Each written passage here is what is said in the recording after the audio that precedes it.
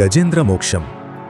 అడవి మధ్యలో ఒక స్వచ్ఛమైన సరస్సు, పచ్చని చెట్ల మధ్య ప్రకాశించే పౌర్ణమి, చుట్టూ పక్షుల కిలకిల రావాలు. ఆ సరస్సు రాజు ఎవరో మీకు తెలుసా? బలమైన ఏనుగురాజు గజేంద్ర. తన సైన్యంతో గజేంద్రుడు సరస్సులోకి ప్రవేశించి నీటిలో సంతోషంగా ఆడుకుంటాడు. తన తొండాలతో నీటిని చల్లుతూ పర్వతాల మధ్య ప్రకృతిని తనదిగా ఆస్వాదిస్తాడు.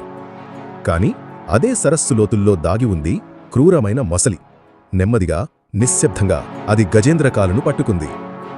ఒక్క క్షణం గొప్ప ఏనుగు కూలిపోతుందని అందరూ భయపడ్డారు. గజేంద్రుడు తన శక్తినంతా ఉపయోగించి పోరాడాడు. రోజులు గడిచాయి. ఏనుగు శక్తి తగ్గుతుంది, కాని మొసలి శక్తి పెరుగుతుంది. శారీరక బలం లేదు, సైన్యం సహాయం చేయలేకపోయింది. అప్పుడు గజేంద్రుడు గ్రహించాడు, ఇప్పుడు నన్ను రక్షించగలవాడు ఒక్కడే, నా ప్రభువైన నారాయణ. ఓ ఆదిమోల్, ఓ అనంత్, నువ్వు తప్ప నన్ను రక్షించడానికి నాకింకెవరూ లేరు. ఓ ప్రభూ, నా ప్రాణాన్ని రక్షించు. ఆ లుంగిపోవాలనే పిలుపు విన్న తరువాత వైకుంఠంలో ఉన్న మహావిష్ణువు ఒక్క క్షణం కూడా ఆలస్యం చెయ్యలేదు.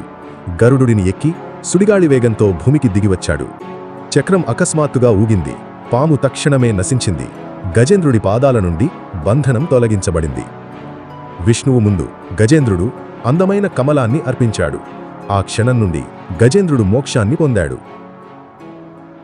భగవంతుని రక్షణలో అతను మనశ్శాంతిని పొందాడు.